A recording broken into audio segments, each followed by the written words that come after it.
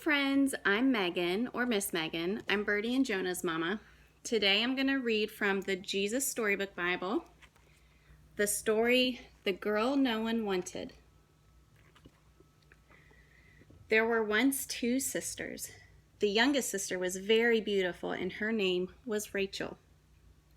But the oldest sister wasn't beautiful at all. Some thought her quite ugly, and her name was Leah.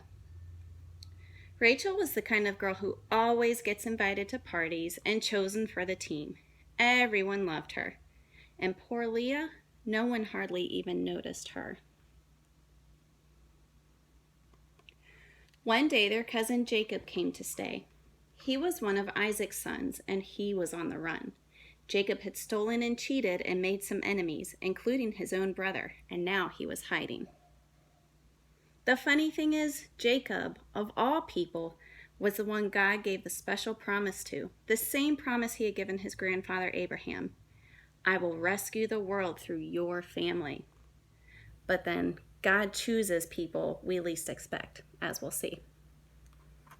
Jacob stayed a long time working for his uncle Laban.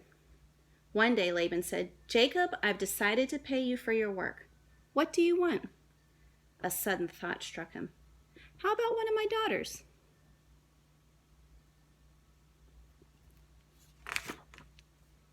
Jacob looked at Rachel, and he looked at Leah.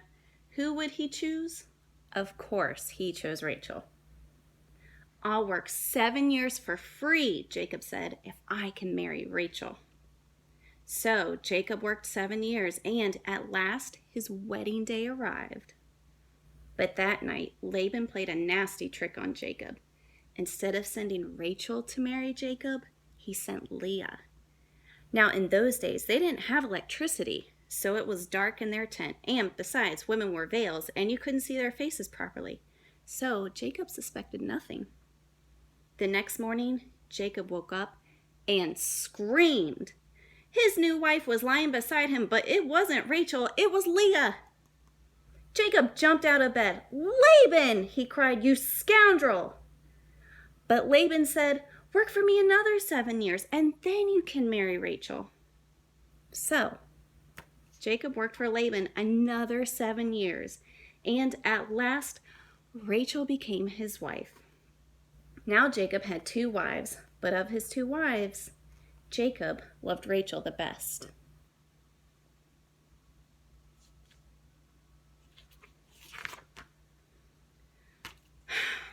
"No one loves me," Leah said. "I'm too ugly." But God didn't think she was ugly. And when he saw that Leah was not loved and that no one wanted her, God chose her, to love her specially, to give her a very important job. One day, God was going to rescue the whole world through Leah's family.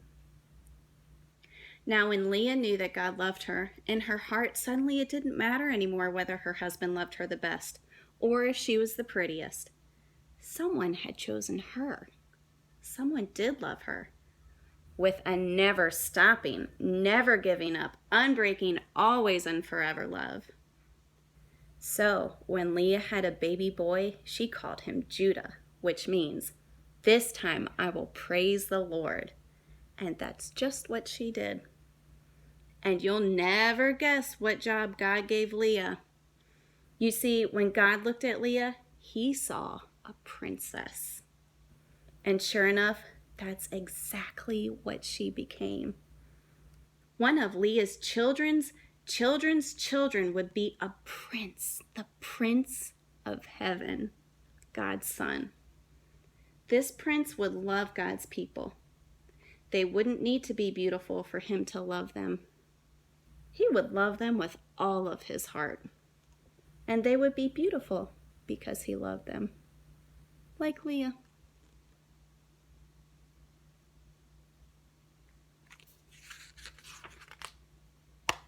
The end.